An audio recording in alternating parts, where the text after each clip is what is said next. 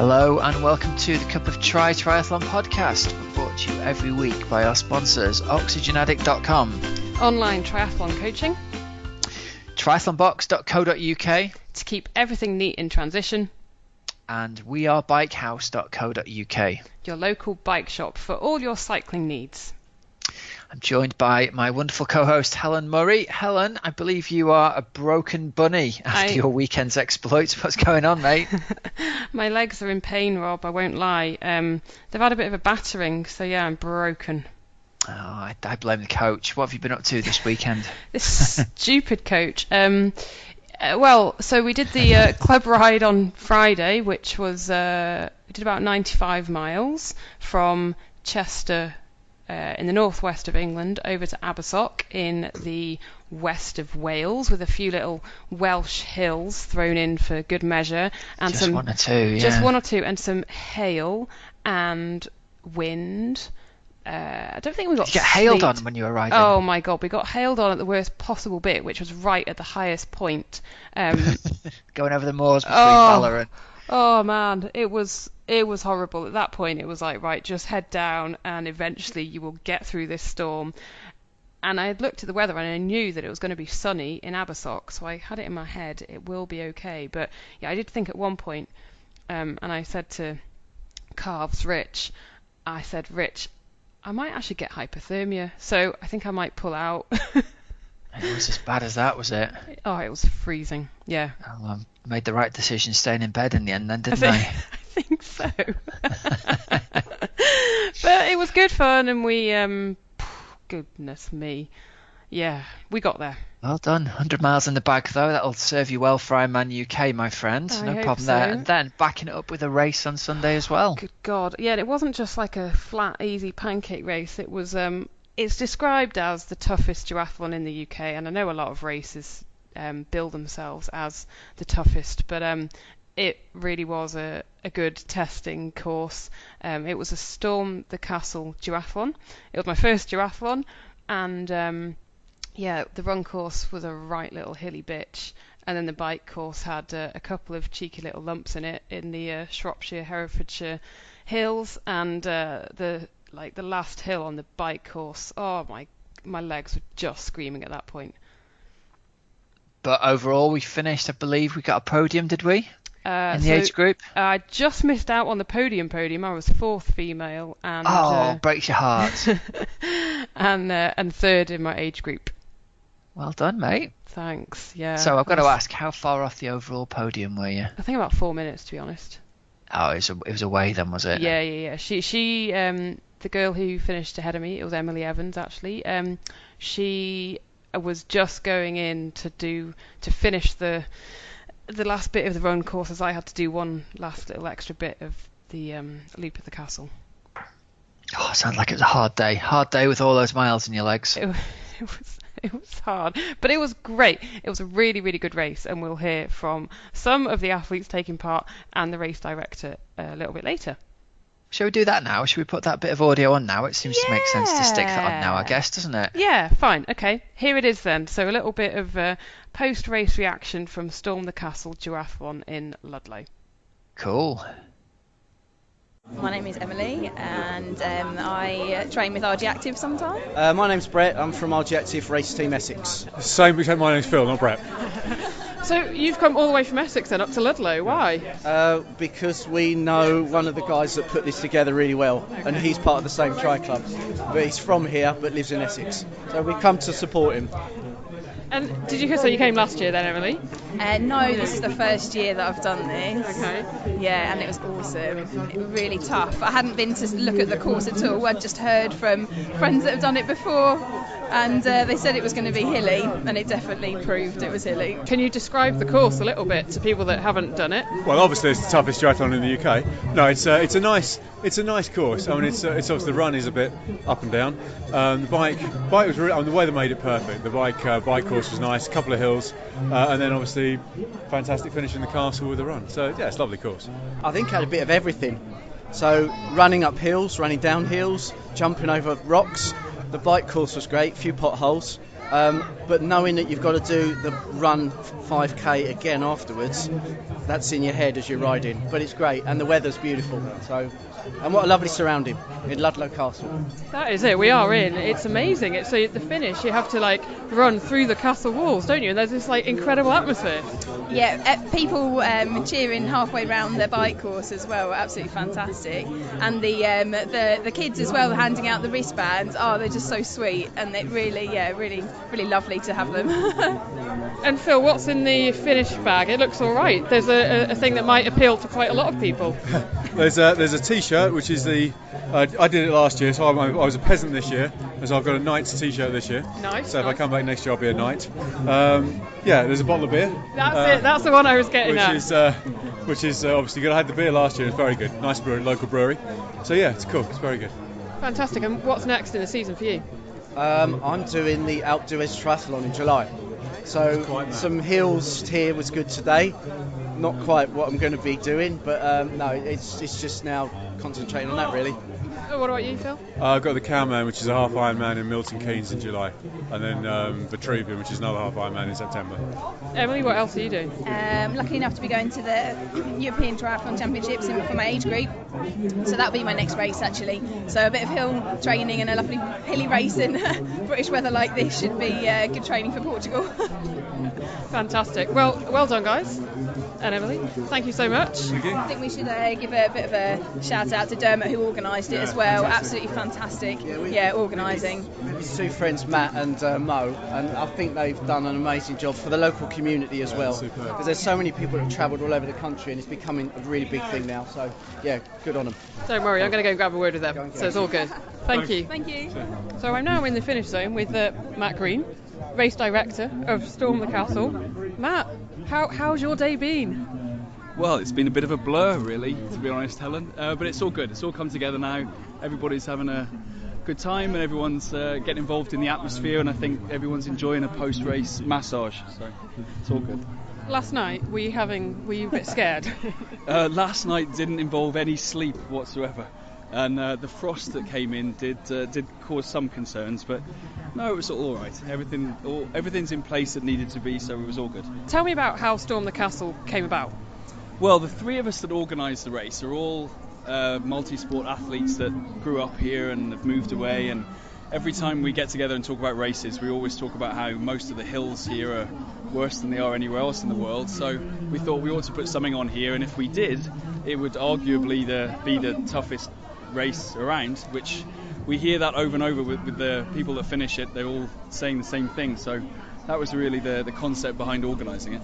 And can you just describe the setting right now for people that don't know this part of the world? Just describe what's around us now. Well, the nice thing about asking that question right now is that it's glorious sunshine and it's beautiful, and the outer bailey of Ludlow Castle is full of athletes and full of local people all getting involved, and it's the castle's really the focal point of everything here, and it's such a epic finish line to sort of come into the finish line and then be greeted by Ludlow Castle and then come around the corner was really, part of what we wanted it to be all about. So it's lovely being able to look at it right now and seeing everybody being inspired and everybody enjoying the race. It's great. But when the snow was coming down yesterday, we were a little bit concerned. So the April weather was the one thing that we couldn't control. Everything else has been fine. It looks glorious today, though. It is blue skies, and that castle is amazing. And yeah, it's such a nice corner of the world and there's something for everyone too, because you could do a relay, couldn't you? You've got a kids race too, so just tell us a bit about what you put on. The Junior Storm is something that was really important to us. We wanted to create this race for the community. We wanted to bring people to this part of the world that didn't know about it, because as you know, it's very beautiful. And when we sat down and tried to pull all of everything together, we wanted to do something that encouraged the kids to be involved in what it was all about. And we wanted the kids to encourage their parents to be involved as well. So we wanted something that really brought the community together. And the nice thing has been all of the local schools have got quite competitive with it. Fantastic. So it's grown, and this year I think we'll have about 300 kids that will all take part, and they all get a medal, they all get involved, and yeah, that would be good. Actually, from last year's experience, that was the most rewarding part of it, seeing the kids crossing the finish line and putting on a sprint finish. The Junior Storm is a lot of fun. Fantastic. And how have you found it as an event in the local community? Is everyone behind it?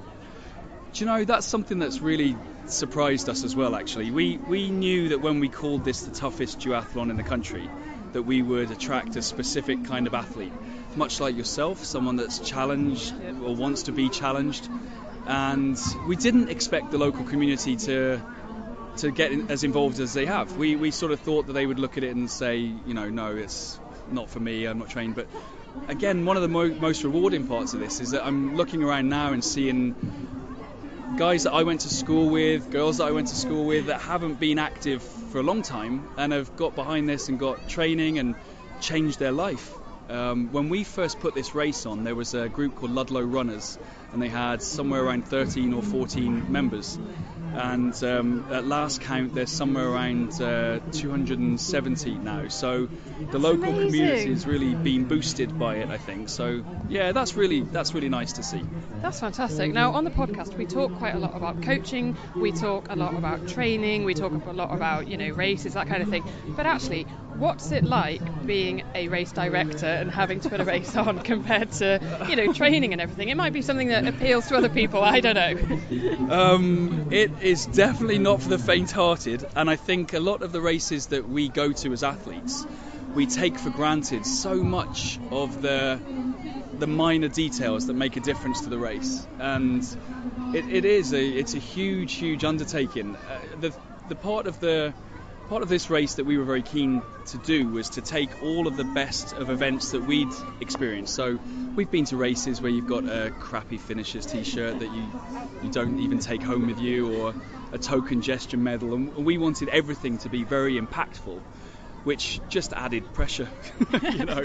As we were putting everything together, everywhere where we thought, well, that would be a lot of work, we almost added extra work for ourselves. So it's very rewarding, but it's a whole different day. I feel like I've done Storm the Castle 5 or 6 times this morning myself, so I may go for a massage after this interview. I think that's a very good idea. Yeah. Matt, well, I've enjoyed it, and good. Everyone seems to have smiles on their faces, so really well done for a great race. Cheers, thank you very much. So there you go, Rob. It was I really would recommend it to people. It was such a good race, and it was absolutely freezing cold when we got there. We had seen temperatures of -2 when we were driving down. It was so cold. But thankfully the sun came out, and it was, really amazing blue skies. And yeah, it ended up being a really nice day, didn't it? It was a stunning day, and the actual course, if you do like a bit of off-road and tough, a real gritty kind of course, then have a look at it for next year, and you get a bottle of beer in your goodie bag at the finish line, and cake and pasties. Really, what is not to like? Well, it sounds like you've earned it after a lot of hard work going up and down the hills, eh? It was cool. Yeah, it was good. Good stuff. Right. So let's move on to our results from this weekend. There's not been a huge amount going on even around the world in the UK, has it? But we found a couple of interesting snippets, haven't we? We have indeed. Where do you want to start this week, Rob? Let's start at the ETU European Duathlon Championships in Germany. Okay, let's do that, because GB had a bit of a stellar performance, didn't they? Did they ever? Yeah. I've got in front of me the sprint distance, 44 GB medals, Rob. That's quite a lot, good work, isn't it? GB. Good work, Team GB. Amongst them, Rob, in gold, Michael Smallwood got 70 to 74 gold in the male sprint. Silver amongst those was Claire Steele, 30 to 34. I know we've mentioned a few results of Claire this season. Jeanette Susan Graves, 65 to 69. And this one, I know we've mentioned him before, Morris Ever Young, 80 plus male age group bronze. Quality work. Nice one, Morris. Loving that. Over in the sprint race, we also had 8... Standard, you did standard. I'm doing the standard, my apologies. In the standard race, we had 18 Great Britain medals, 7 golds, 5 silvers and 6 bronzes. And notable amongst the golds, we had Elspeth Knott, 65 to 69 category. Jan Forrester in the 60 to 64 category, and Kate Morris in the 50 to 54 category. So some brilliant performances, and especially backing it up at the older end of the age groups as well. Well done, you lot. Rob, are you going to carry on competing into your 60s, 70s, and 80s? I sincerely hope so. I'm in discussion with my physiotherapist, my Achilles tendons, about it. I can see Rob will be in the 80 plus. I'd like to. My Triathlon dad X. kept on racing right the way through until he was in his late 60s when he stopped time trialing. And I think he could probably, he was still giving it some, and he's over 70 now. At the training camp this year, he was still holding his own. So yeah, I don't see any reason you can't keep on going. It's the running, isn't it? It's how you hold up to the running aspect of it. I think you can ride for your whole life, God willing, but it's whether you pick up niggles and how you get those niggles treated along the years, I think. Yeah, I think so, and I think a lot of knees tend to be a bit of a problem, don't they? Like knees and hips and stuff.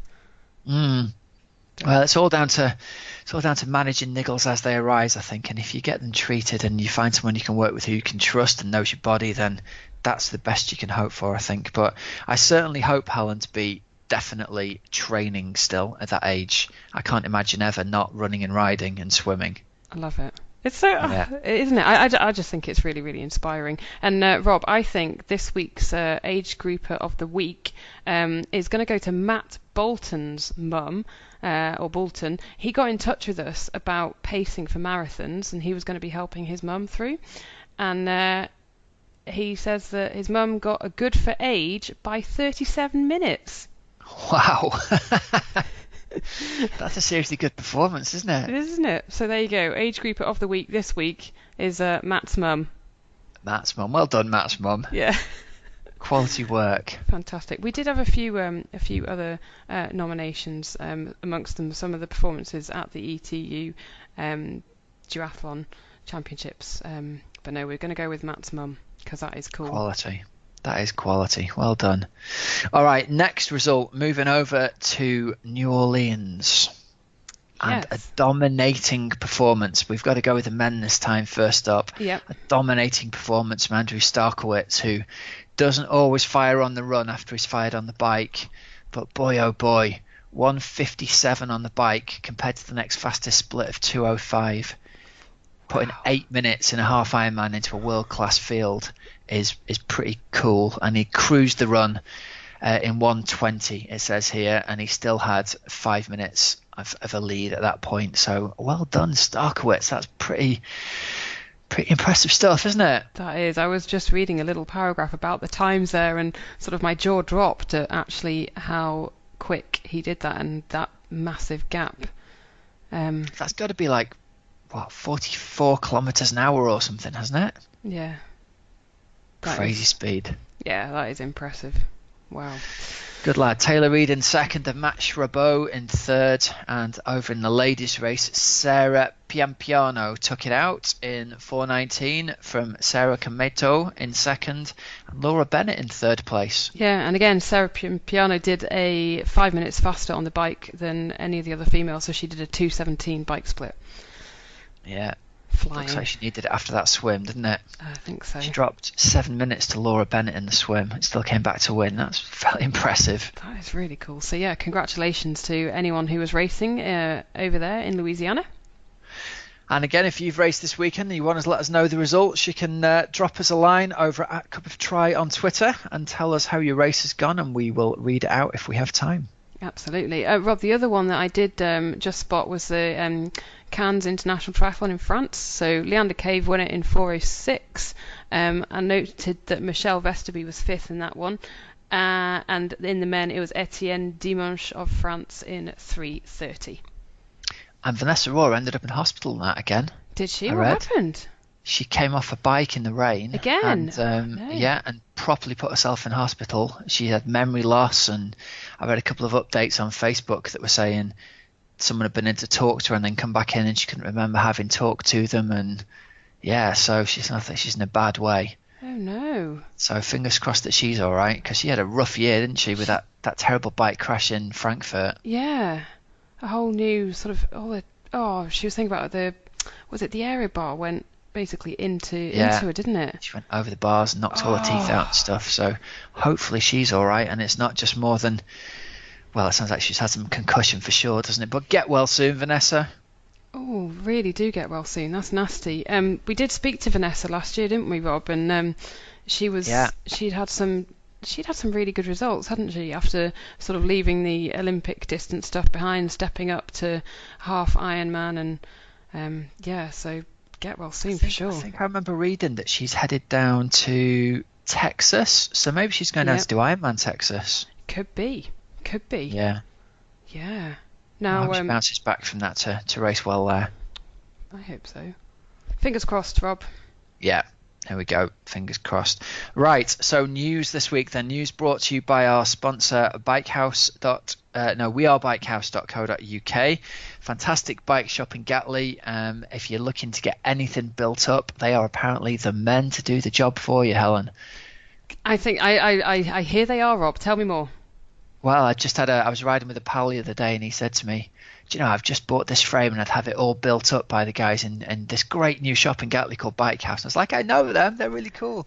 He's like, yeah, they put this together and it's fantastic. So I sweated over putting my new bike together myself, and I thought I'd be really proud of it at the end, and now I wish I'd paid someone else to do it. Oh, well, they'll do a good job. Yeah, absolutely. Right, what news have you got for us? Well, so the World Triathlon Series is coming to Leeds this year. I do indeed. It's on the 11th and 12th of June. So it's really, really exciting for everybody in the north of England to have such a prestigious race up there in Leeds. Well, they're actually looking for 750 volunteers.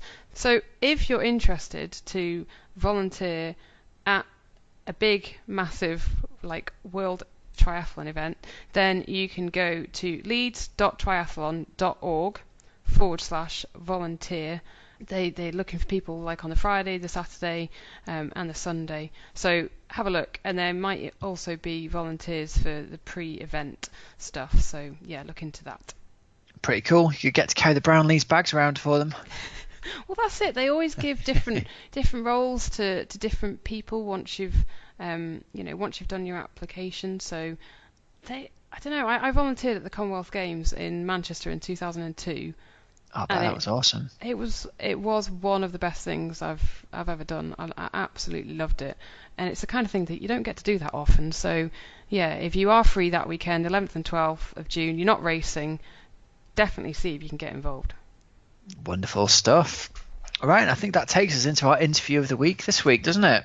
I think it does. So this week's interview is with Beck Keat, who now, Rob, we got in touch with Beck Keat because we had been laughing when we had Chrissy Wellington on a few weeks ago, and basically Beck Keat was the one who gave Chrissy Wellington the CO2 canister, wasn't she, when she had that flat tyre out in at the World Ironman Championships in Kona? Yeah, it's pretty cool actually. I think if you check it out on YouTube and you watch the bit where they do a really nasty piece on Chrissy where the camera's right up in her face and she's sweating and trying to change the puncture and the CO2 goes out and it doesn't reinflate the tyre. And they get a really good shot of Beck Keat riding along and shouting, "There you go, chick!" And she throws her a CO2 canister, which I think is one of the best pieces of sportsmanship in a World Championships that we'll ever see. So that flashed that up, and you said, "You know what? We should get Beck Keat on the show." And here we go. You managed to snag the big interview, didn't you? I did get the interview, and it's there's so much that you can take from this with regards to racing and training and basically finding the balance. I think that's the key thing that came out of this interview. So here we go. Here is the interview with Beck Keat. Rebecca Keat, or Beck Keat, hello and welcome to the Cup of Triathlon podcast. How are you? Thank you. I feel very honoured. I heard Chrissy on your interview and I was mesmerised by it. I actually couldn't press stop. So it was awesome to listen to. Oh, well, I was going to actually ask because she, apparently the deal is that you have free drinks for life. Have you actually ever had a free drink from Chrissy Wellington? I probably have, Not that I can remember, though, so I'm just going to claim that I haven't. And I know she'll live up to her word because that's just Chrissy. So I think Hawaii this year, which I'm aiming to go to, she's definitely gonna. I'm definitely gonna have to catch up with her and make sure that I get my free drinks. So we will come on to the puncture incident later on, but it's really actually good to get you on because we can chat loads about. My God, you've been in the sport for ages. Yeah, I am. I'm an old hand at this now. I said to Rennie the other day, I'm nearly 40. That's scary. I'm so old. And she said, well, I'm not far off that, so you can't say that you're old. And I said, well, I feel like I'm 60 sometimes. Are you still racing this year? I know you're doing a lot more coaching, but you're still racing? Yeah, I did. My last race was Shepparton in Melbourne in November, and then I was planning to do some early season races, but for some reason, when Siri gives me a goal, and the goal this year is Kona for maybe the last time, we'll see how we go. I feel like I definitely have unfinished business there, which you would know about, and I've never had a better than a 5th place there. So, and I've had a DNF and a DQ and an 18th and a 6th. So it's a very mixed bag of finishes there. So I feel like I'm faster and fitter than ever, and I just need to be able to put it together. So our goal this year was to lay it all on the line because I don't think my body's going to be able to keep up with my mind for much longer. I think probably no more than a couple of years, and it's just starting to, you hit 35 and you start to get a lot of niggles. So I just needed to give it everything this year, one last shot at the World Champs. So which Ironman then will you be racing to try to get there? I'm hoping to do, well, I have entered 2. I've heard whispers that Ironman Texas may be changed or delayed or cancelled due to the bike course not being finalised yet. The bike, really? Yeah, which is sad, but I don't know. They're probably just rumours. Heather promised me that it's going to be sorted, which I totally have faith in her. So I'm hoping that's fine. I think they had issues with one of the towns that the bike went through. So if Plan B will be a race at an Ironman in Australia in Cairns. So I've definitely got a second option, but let's hope that it's Texas because I love racing in the US too. So fantastic. And if you were to, what would you have to do? Finish top 3, win I Texas? basically have to win it. Yep. Talking about put all my pressure on one race, but last time I wanted to do Kona, 3 years ago, I said to Siri, well, I'm going to have to get top 2 in Mont Tremblant to qualify, and I raced Mary Beth Ellis and Liz Blatchford. There was a huge field there, and I somehow managed to, I hadn't done any running for about 8 weeks. I somehow managed to get second in front of Liz, and I think Mary Beth won it, and that qualified me. So anytime where we've had this goal that's sort of been pressure on me, I was always the same in any sport. Anytime there was pressure, somehow I managed to perform because I had no other choice. So I hope that works at Texas, because if I won, I'd qualify automatically, but you can never go into race wanting to win it. You just have to go in wanting to do your best, and Siri's always harped on that. So I think if I do well there, top 3, the points will be enough to just have to do a couple of halves. Although saying that, the points are going to be higher this year than you needed to be last year to get in the top 30. So still not an easy feat. No, but it's a great goal to have, though, isn't it? Yeah, I don't know. I seem to work well with that. We thought about doing a half before that, but we're just sick of travelling because we go to Australia a lot, back and forth with my family being there, and we travel a lot anyway, so we're kind of sick of travelling. We thought, let's just do one trip and see how we go in Texas. So what would it mean to finish higher than top 6 then at Kona? It'd be amazing. I think I would probably feel like, okay, I can put my feet up now and decide whether that's the last Ironman I do. Obviously, a podium would be something where I definitely could say that's it for me. It's hard because you think I've heard of people who have won it and they say, if I win, I'm retiring. And then the next year they're back again because they just want more. They get hungrier and hungrier. But I don't think my body's going to allow that. So if I did better than 6, God, that's a massive ask. But I would be pretty satisfied, definitely. Do you, how have your thoughts about Kona changed from perhaps when you first raced there and the subsequent times? I don't know, has it changed in your mind? Oh, the times have definitely got faster. You saw that with Rennie. Well, then again, we only just got Chrissy's record. Like, was it?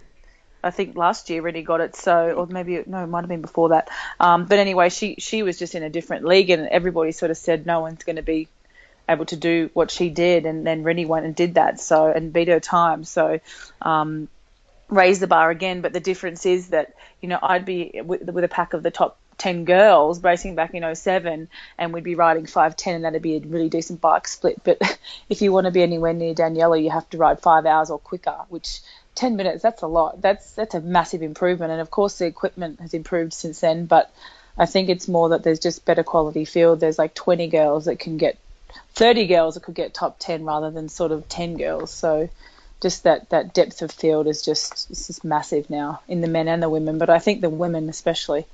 And do you think that pushes everyone else on to just up their performance year on year? Yeah, I mean, that's Siri's goal with us. Believe it or not, my times in the pool, the swim and the bike and the run, the swim, bike and run are all faster than they've ever been since I started the sport, which is crazy because obviously I just need to be able to put it together. But I think it's the same for everybody. Like, you look at their times, and I know with Rinny, every year all she's trying to do is improve on herself. She doesn't care what anyone else is doing. She wouldn't know what anyone else is doing, and I wouldn't know what she's doing. But I know with Siri, without all the athletes, Yvonne, myself, Rinny, all she wants to do is improve every year on how can I improve, how can I go faster, and not really looking at what everybody else is doing, just how they can improve their own times. And Beck, what do you put your improvements down to then at the age, like, are you 37 now? One more year, 38. Okay. I feel 60 sometimes, and sometimes I feel 17.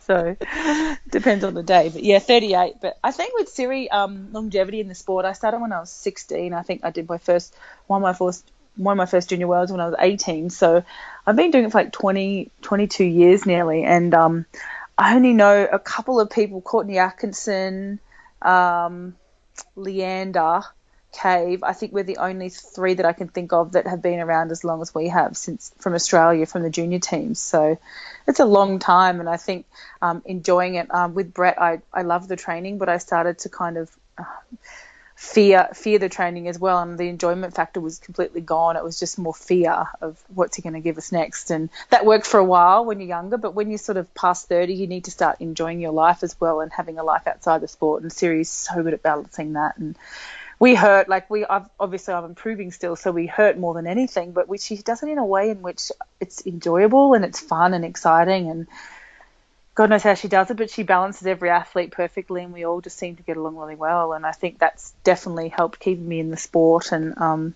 still having me improve, because I'm still enjoying it. If I wasn't enjoying it, I wouldn't be still here. So. And that's the key thing, because even, age groupers, if they're starting to, maybe get bored of training or hate the training, then you've got to say, look, it's a hobby, you're doing it for fun. I know you're a professional, and I know that it is, it's your life as well, but for us age groupers, it is so important to keep that enjoyment, isn't it?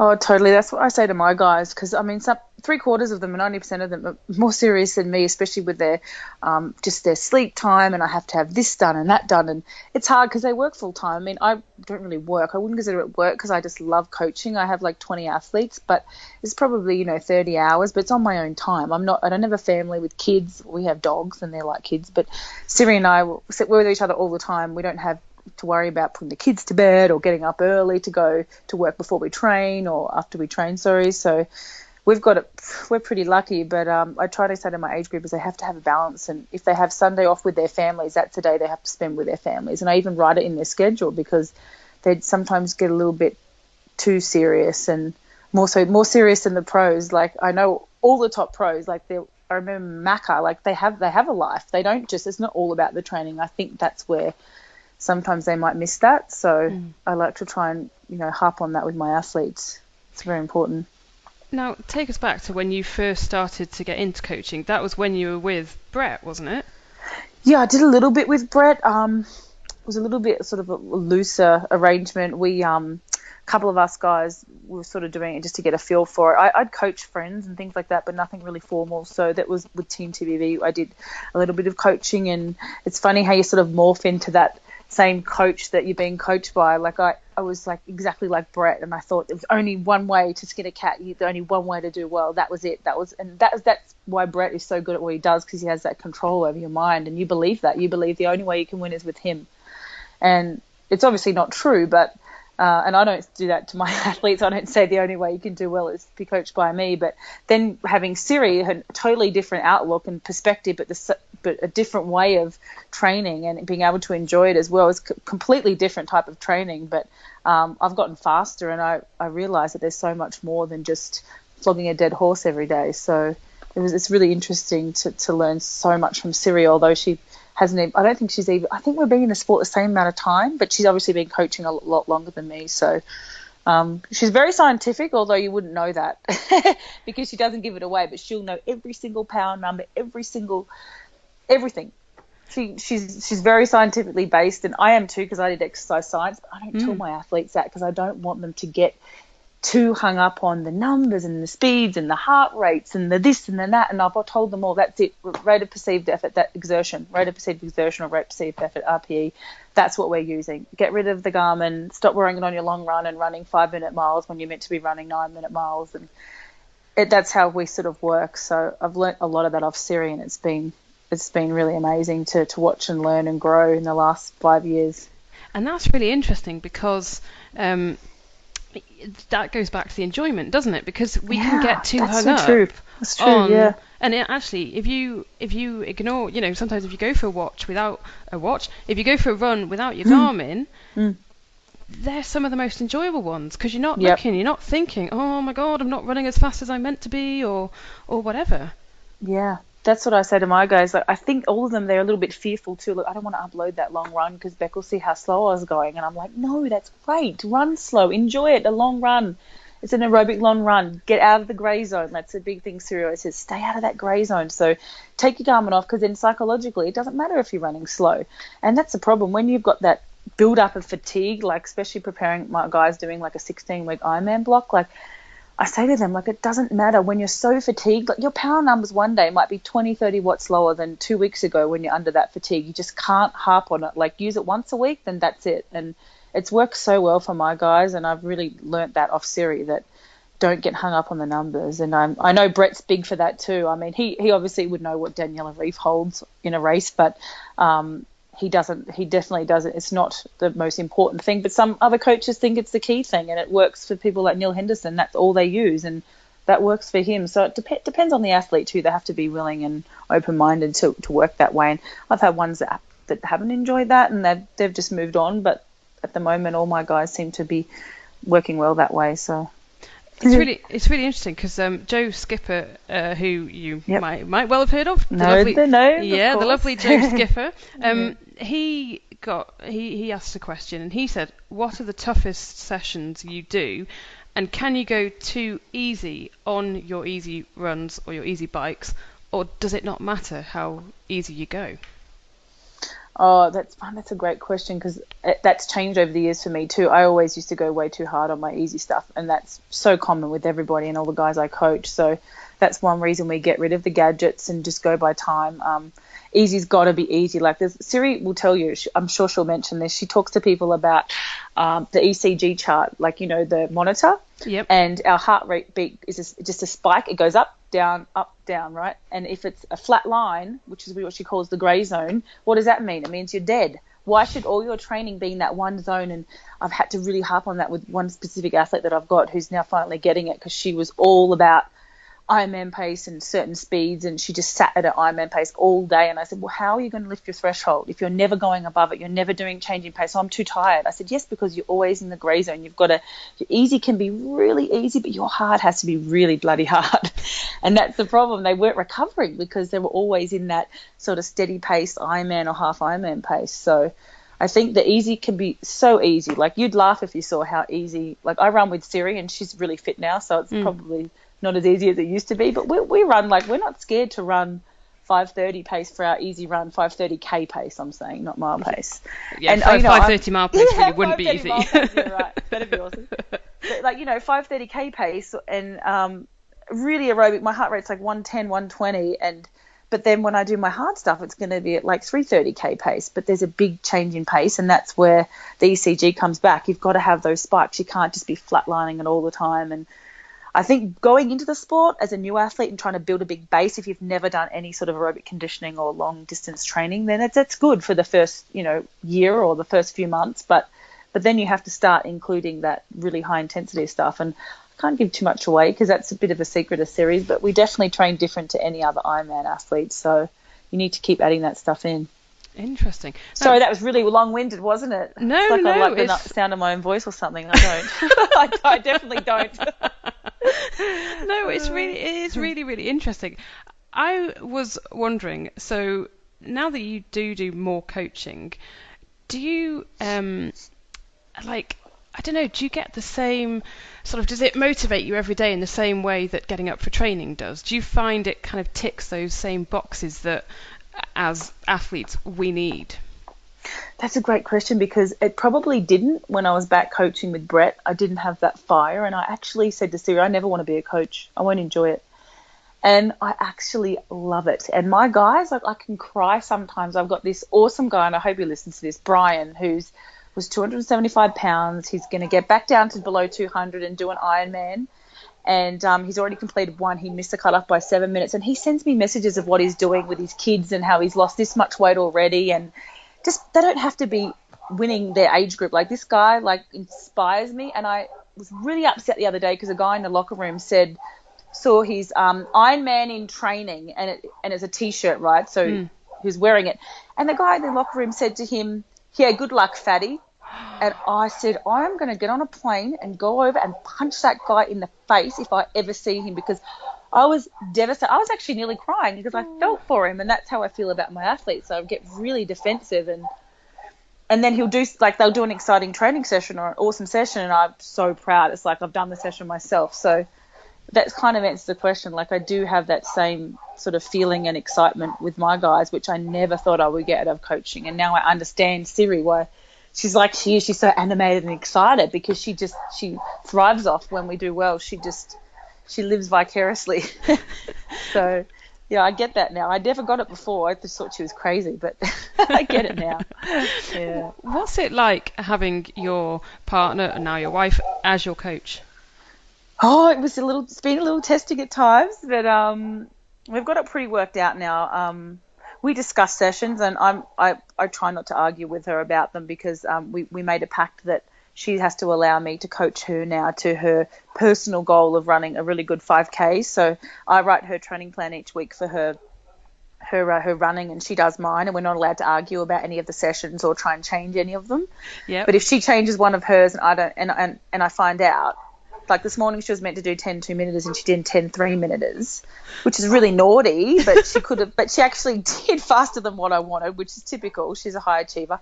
And so I say, well, now I can change one of my sessions I don't like, which I don't usually win on that, but at least I have the upper hand. But it seems to work well. At first we were a little nervous because we didn't know how the squad would take it, and we didn't want anyone to think there was any favoritism. But like, she'll admit this, like, I'm last. I don't even have a plan actually this week. I'm usually last to get it. If not, I don't get one, and I get frustrated because sometimes she'll say, you just go and ride 4 hours with Ellie today, and I say, well, is that the best thing for my prep for Ironman Texas? And I know it is, but I have to ask that just to double check. But I'm usually last to get my program, but she always knows in her mind what she's going to give me. So that's probably the only downfall. But and back answering her, I'm really hard not to back answer your own wife and say, what the hell? And why the freaking hell are we doing this today? And I want to scream at her because I'm so tired and I don't want to do another flat out 100. And every now and then, maybe once every few months, I lose it, but I don't lose it in front of the other athletes. I try not to. It's very embarrassing, but I think they get it because their partner was telling them, okay, surprise, we're going to do a 400 time trial now. Like, I just want to punch her. I'm like, are you kidding me? We just swam 5K and you wanted to do a 400 time trial. But and they all nudge me going, say something. And I want to, but I usually bite my tongue. Can you explain a little bit about the setup of Team Sirius? So, like, I guess there are a number of you based in Boulder, and then are some sort of more remote? How does it work? Yeah, a lot of remote. 90% of the pros, we have a couple of really good age groupers and some guys that Sirius coach for a very long time that hardly ever come to base themselves in Boulder. They'll come for a camp for a couple of days, but that's it. But we have, like, Rinny's just actually building here now. Her and Tim O'Donnell built a house. They've been here for a while, so they're in Boulder. And Siri and I are here, and we have Ellie Salthouse comes every year. Most of them come in and out. I think the only permanent ones are myself, Rinny, and Rafa Concalves, our new guy who just turned pro. He won his age group in, South America, the last 70.3 race. So Monterey. So he's turned pro and he's moved here with his wife. She's also an age group triathlete. And so those three are here permanently. But we have people like Ellie come over, Felicity Abrams. She used to be world number one at ITU girl. Now she's gone long. She's going to come over. And Yvonne Van Klerken, who's like my favourite person in the world, she's coming to Boulder this year in August. So I'm really looking forward to training with her because obviously everybody knows her 10 sub-9 races. That's pretty impressive. So she'll be fun to train with before Kona because hoping I qualify, there'll be me, her and Rinny, which is pretty awesome. That's a nice little trio. For Siri. Yeah. And so do you do your swim sets with Rinny? Do you do much running with her? How does that kind of work? Oh, God, who'd want to run with Rinny? Well, Jesus, she just embarrass you. No, I mean, I think I could. I think somehow I haven't really done any with her because either I have a niggle or we're doing a different race or it just hasn't worked. I don't know. I think Siri likes to separate that. Like she actually was running last year with a lot of the short course girls, which makes her faster obviously as well. She probably pushes them, but she's that good that she does a little bit with them. But a lot of Vincent does a lot of stuff on her own, and Siri's good because she manages it, especially pre-Kona. Like I don't really want to be running head to head with Rennie pre-Kona because I'd probably just do my head in. And the same with her. So Siri somehow manages it so that we might be doing the same session, but we're doing it at a different time, or I start before her or something like that. But we definitely ride and swim together. But the running, I actually love running by myself, and I think she does too. So, and then Yvonne comes, so no doubt it would be fun to run with her and be pushed. But I think Siri really likes to try and keep some sessions separate. If we're riding and swimming together, she likes to not put us head to head. Like if we're on the treadmill next to each other, which we can be quite often. Well, she covers up the session so no one can see how fast anyone's going, and it's so frustrating. How fast is she going? And she goes, doesn't matter. I'm like, how fast is she going? I'm not telling you. And she never, ever tells me, ever. She'll never tell me what anyone else is doing. Oh, how fast is Rennie going today? I don't know. And, like, everyone wants to know what everyone's doing, but, well, she probably doesn't. She doesn't care. But we all want to know because she's the fastest runner in the sport. But, nope, Siri, you would never get it out of her, which is good because I don't think she should be doing that. But we've always got someone to push each other. Like in the pool, there's always – Rafa's obviously the best swimmer in the sport. He leads out Hawaii. So trying to stay with him for even 50 metres is almost impossible. But there's always someone faster. I think Rennie, and she's not a bad swimmer by any means, but she's like the slowest in the pool. So that's how fast our group is in the pool. And the same for the bike and the run. Now we have Ellie going long course and Yvonne and myself. We're all pretty similar over all three disciplines. So, yeah, it's good. Wow. And you were saying about being on the treadmill and you wouldn't know what the other athlete next to you was doing. Was that very different with Brett Sutton? Would you all be doing the same thing? Was there like the same session? Okay, so there was a more competitive nature to it? Yeah, and I didn't mind that at all, but I think it didn't work to everybody's advantage. Like I might be faster than Caroline Steffen in training, and then she'll destroy everybody in a race. And that's where I think the mind games were played by Brett. Like he would deliberately put us against each other. And I didn't actually love competition. I have a twin sister. We were so competitive, like always going flat out against each other in anything we did. And so I'm sort of used to that, being put against people and racing nonstop. But I think when you need to go easy, it's time to slow down and do an aerobic or an easy recovery session. That's hard because people are always trying to push the pace. And so that's the part I probably didn't like when he'd send us off for a 4-hour easy ride, but it ended up being a smash fest. And that's where I think I got a lot of injuries, where I overtrained a little bit. But that was my own fault. Brett wouldn't tell you to go and push the pace, but he kind of knew, and he'd probably encourage it if he saw us doing it. So that's where Siri's different. We'd always do the same track session, 32 800s every single second week or every single week, and we'd be all running around the track together, and it was good for motivation. But you definitely, we always the same swim, same bike, and pretty much the same run sessions as everybody. Whereas Siri's we all do the same swim, but the bike and the run are always pretty much completely different. Yeah. Wow. I had a question from Dave Middleton Egan, who says about recovery. So what's the best recovery plan? Well, I'm actually sitting here in my Normatex right now. They're the new recovery pulse system, and you can probably hear the psh noise. That's not me, that's the machine. But I actually think it's the best investment because they're not that expensive, and it's honestly like getting a massage every day. And I had a lot of problems with my calves used to retain a lot of fluid, and The Normatec originally was designed for lymph drainage. The guy's, I think it was his wife or his mum, had massive problems with lymph drainage, and it actually just, like when you get cankles when you're flying, it actually brings your legs back to normal, but it feels like you've just had a massage. It feels even better than a massage, actually. So that's probably my favourite thing for my legs. I get active release technique or active release therapy from my therapist, Marcus Allen, who's basically loosening any muscle, but you actually have it in the contracted position, and then in the relaxed position, and then he puts pressure in certain points, and then you actually have to contract the muscle while he's putting the pressure, and that has worked really well for any tightness and stuff that I've had and preventing injury. Nutrition, God, that's very important. Recovery, eating within 15 minutes, like a little bit of carbs after a hard session, and also the protein. I'm really big on protein shakes. And do you have like a go-to sort of snack or anything like that for, say, chocolate? After No, chocolate.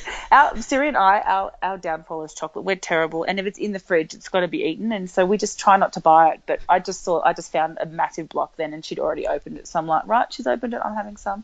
But it's not the best recovery food, but it's got protein in it and it's got nuts in it, so that's got to be good. Well, quite.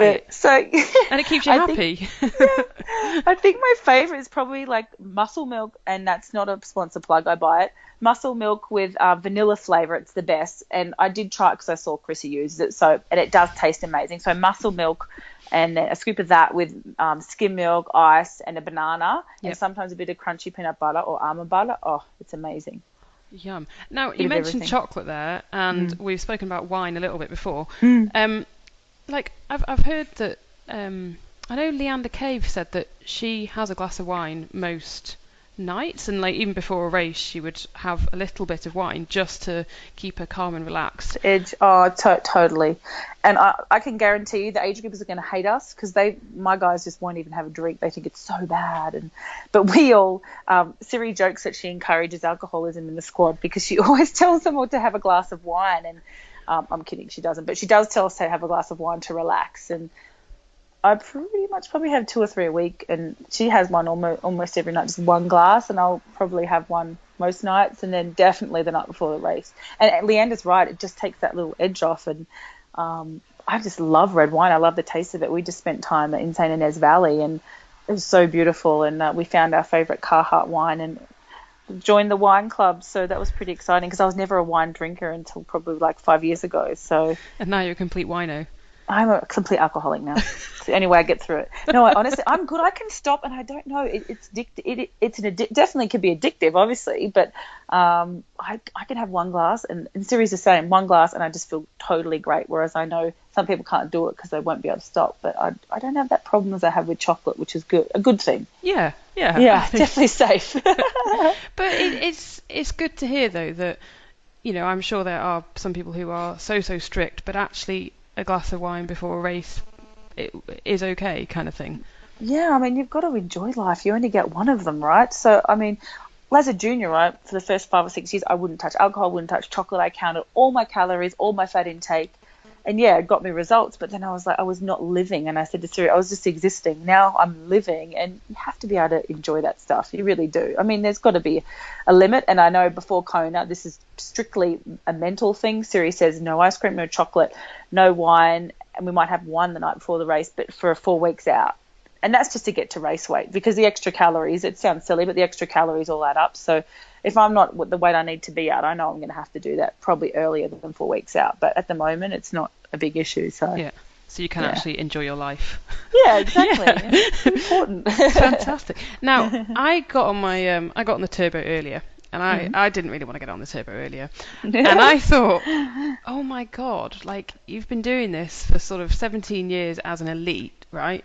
What keeps you sane through training? I know you said earlier the enjoyment, but on a day when really you just want a duvet day, you want to stay in bed, if I have a day like that, usually Siri will read it, like it'll be coming, like it's a storm brewing, like it'll be coming for like a few days, 3 or 4 days, where I haven't had a day off for a few weeks, and she's like, you need a day off. And I start getting actually a little bit bitchy with her, so she knows that it's necessary, and I know, but I have to be told, which is bad because I'm a coach, but I have to be told, Rebecca, you have to have a day off. our day off might be a 6K swim and strength, but to me it's still a day off in my mind because I'm used to doing 3 things a day. So I mean, every now and then I'll have a full day off, but I think what motivates me is that I still see myself improving. Like as a junior, I used to swim, I don't know, for example, my best 100 meters might be a 1:10. And now I'm doing like a 1:01 and I'm 38. I'm like, where did that come from? And I know it's because of Siri. She's changed my stroke and I get excited. I'm like, I'm still going faster. And you ask anyone, Rennie's the same, I know I can go faster. And she'd be the same, I know I can go faster. That's what's motivating me. And then when you do go fast, you think, well, wow, what else where can I go next? Like how much faster can I get? And I feel like I still want to be able to show all my cards and be able to have that perfect race. It's really only happened once or twice in my life when I have one, and then I still want to do that one more time. And then I always say that'll be it, but then you find it's like something a drug, else isn't it? It's a drug. It's definitely addictive. I'm absolutely 100% addicted to exercise, and I'll never stop. And I don't think I can. It's probably actually dangerous if I stop. But yeah, it's like I said that to Siri. Like with alcoholics, it must be like alcohol. They're addicted to the alcohol. And imagine saying to us, you can never ever exercise again. Because I was trying to get my head around how they can why can't they just stop drinking? Like, yeah, it's so bad when they see themselves change when they're drunk, like this alcoholic that we know, and why can't they just stop? And she said, imagine the doctor saying to you, you can never ever train ever again, never exercise. God, that'd be like an alcoholic being told they can't have a drink. And that made me realize that would be so hard. Like, I'm completely addicted to it. I could not stop. And so it sort of made me realize that it's an addiction, but I'm glad it's a healthy addiction. Yeah, exactly. There are far worse addictions that you could have. Yeah, exactly. Yeah. Wow. Now, So Beck, before we go, I want to ask you about that puncture. The Chrissy Wellington puncture. Right. Had you heard at all, like further up the road, that she had a puncture? Like, did you know that you were going to have to throw that CO2 out to her?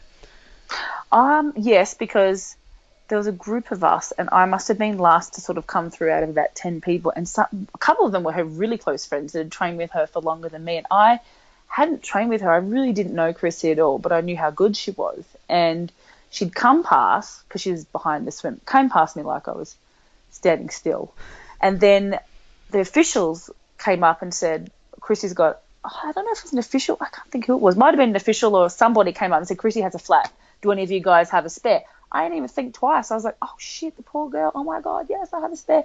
And I only had 1 spare and 2 CO2s, I think, and I gave them all to her.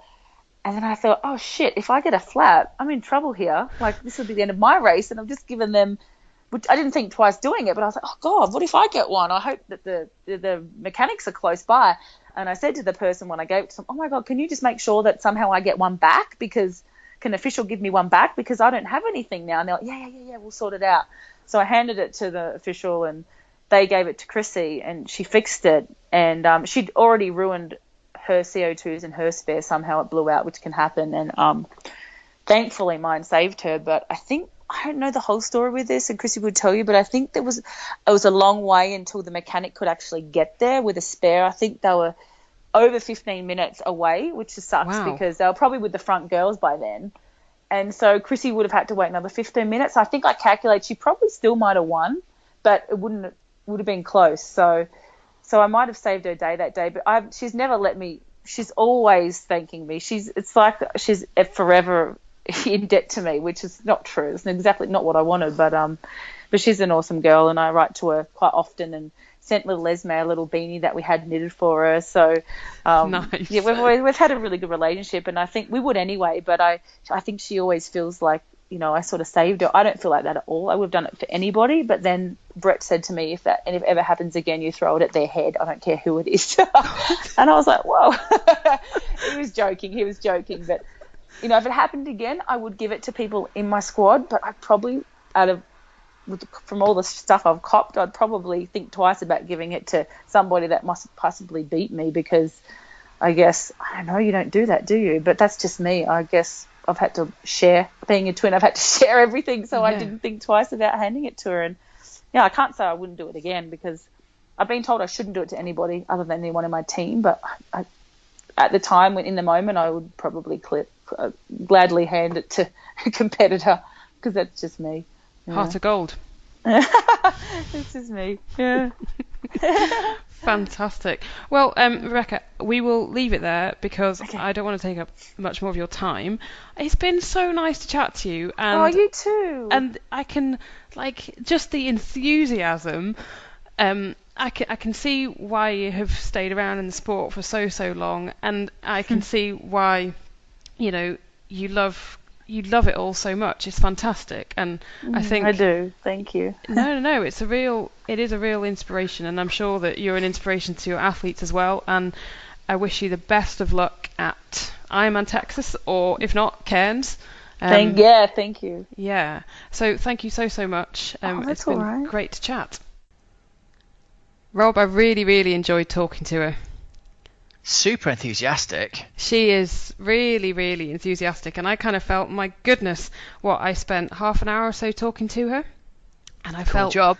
well, I felt, if she's that enthusiastic in an interview on a triathlon podcast, just imagine how enthusiastic she is if she's coaching you or whatever. I think it's just infectious, really.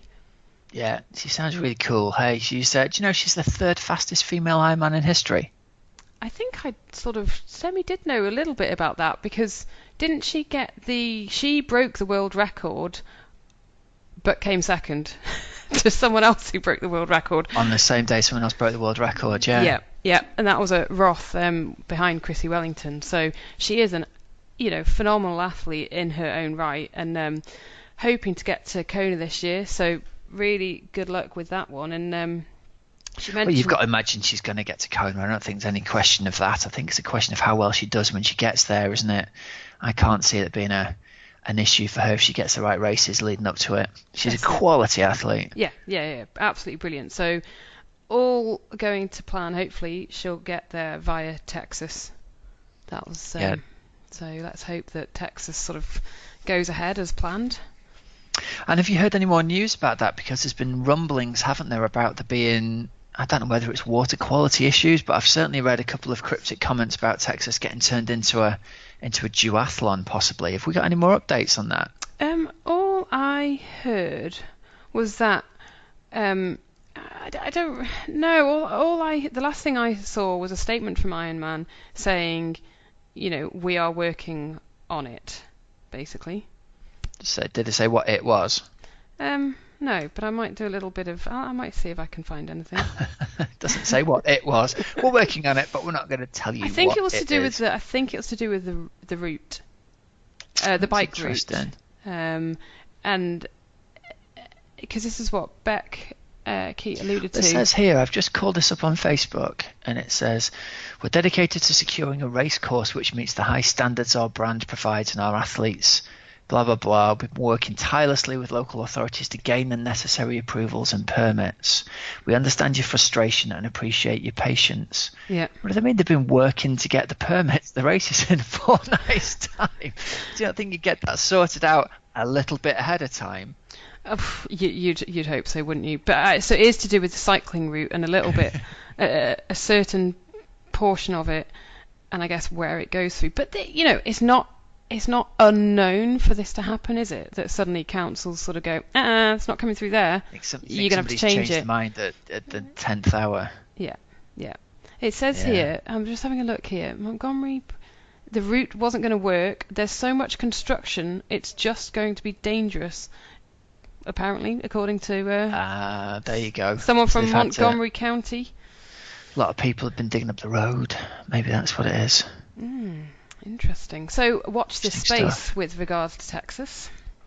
Cool. I think. There we go. Fingers crossed, and good luck to Beck Keat out there. Yep, definitely good luck. Rock and roll. Right, where are we headed next? Coach's Couch question? Yeah, let's do Coach's Couch. So this one is brought to you by OxygenAddict.com. Question from, is it at Shergy100? Yeah, that's it. It's from Dave, and he says, right, as a complete newbie, can you give us some basics on what power and heart rate training is? Sorry, I should say and or what heart rate training is, and how a novice can use it.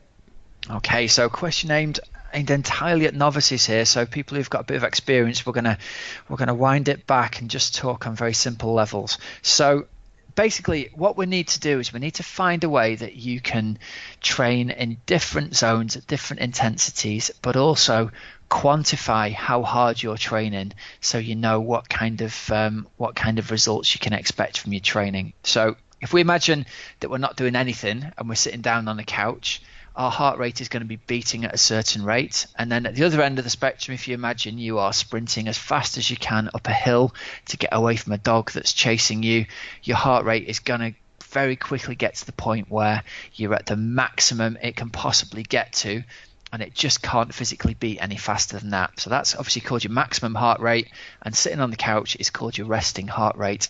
And in between those two numbers, which it's got to be pointed out are going to be different for every single person, in between those two numbers, we're going to be able to divide that up into 4 or 5 different zones which you can train in, and each of those zones are going to have a very specific purpose.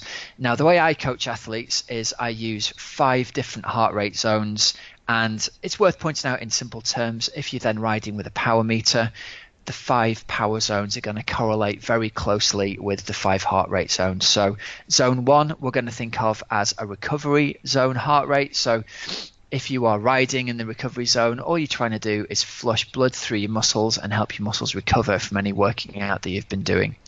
Zone 2 is your kind of long run or your long ride pace, where you're riding along quite comfortably, but you can have a conversation with somebody sitting next to you. Zone 3 is a little bit harder than that, so you can be working, typically for most athletes it's a kind of half Ironman type effort. Zone 4, well, we're talking here about what people describe as functional threshold, and that means it's the heart rate at which you can sustain for a 1 hour time trial or race effort. So in a race situation, you're going to be able to sustain that heart rate or that power for an hour.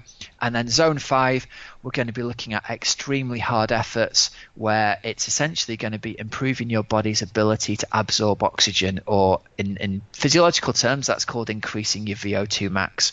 So very simply, you've got 5 heart rate zones. Which ones do we train in? Well, you won't go far wrong if you think for the majority of your long rides and runs, you want to be training in zone 2. For the majority of the hard intervals that you want to do, you want to be training in zone 4. And everything else is really a bonus on top of that. But in the early days, if you do the majority of your training in zone 2 and some intervals in zone 4, we're talking maybe 5-minute intervals with a recovery period after it, that's the basis for your training to improve at any distance from sprint all the way through to Ironman. Now, it obviously gets a lot more complicated than that, doesn't it, Hells? Yes. It does.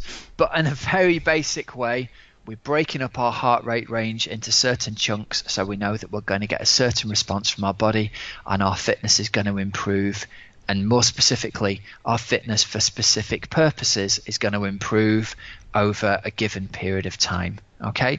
Now, if you're quick, we're going to do a webinar tonight on improving your bike power, and it's going to cover a lot of this stuff during that webinar.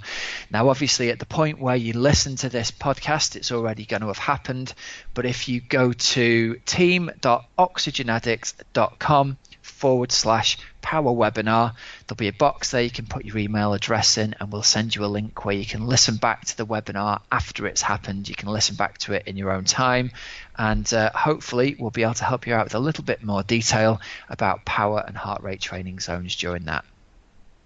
And Rob, in terms of swimming, obviously there's no power meter in swimming, you don't use your heart rate, so what would you suggest in swimming? Swimming is a really difficult one because, as you've said, it's virtually impossible to measure your heart rate for swimming. So the easiest way people have found to do it is to work off pace.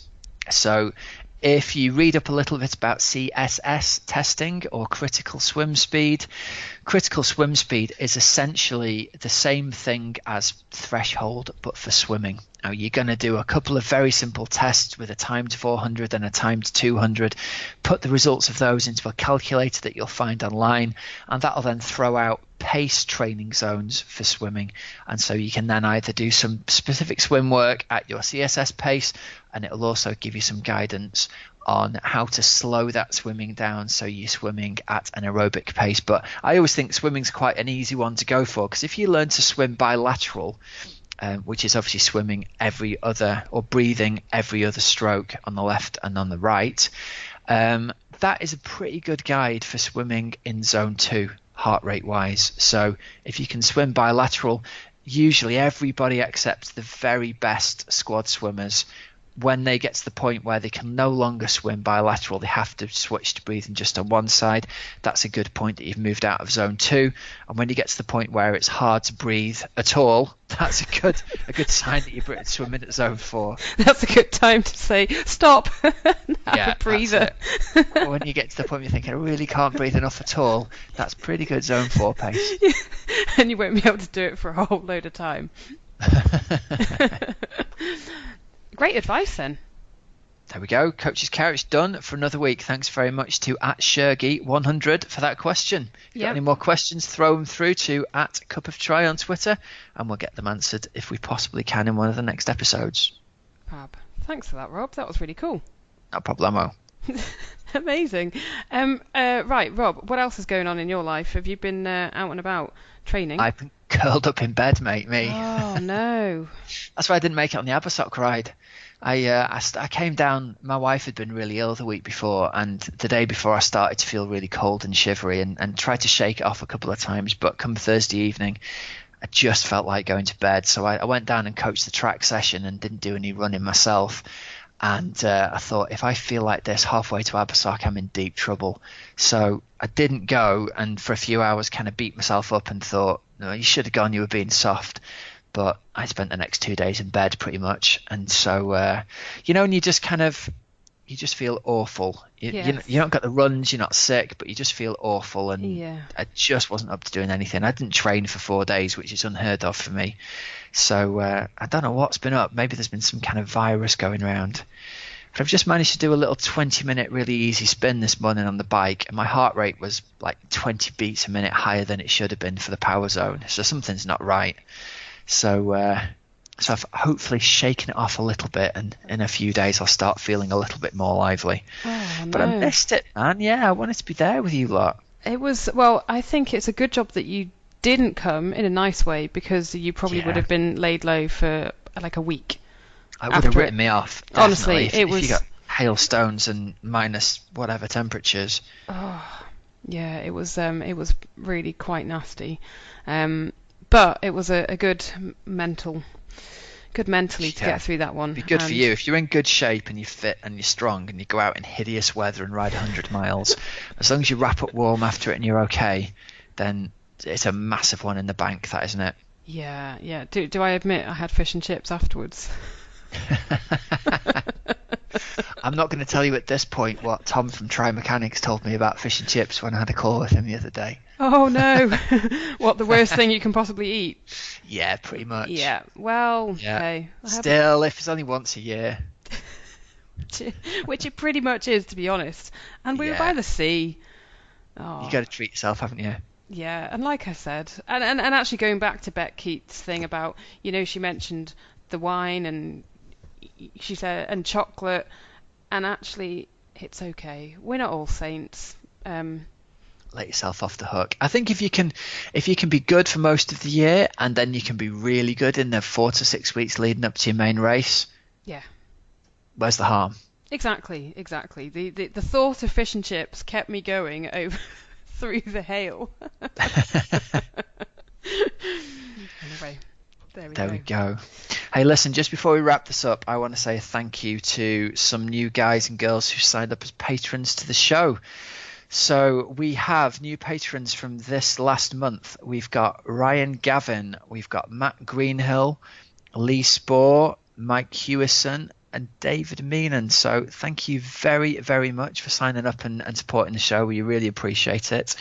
And we will ensure that you guys, we're planning, aren't we, Hells? We're planning our patrons only podcast for something pretty special for just after Kona, which will give you a clue for hopefully what we're lining up for you all. But thanks very much. If anyone else listening wants to support the show, you can do so with a donation of £2, £5 or £10 a month. Just click on the link at the side of the page on oxygenaddict.com/podcast. Be taken to a page where you can set up a little secure payment that goes out every month. So thanks again, guys. We really appreciate you supporting the show.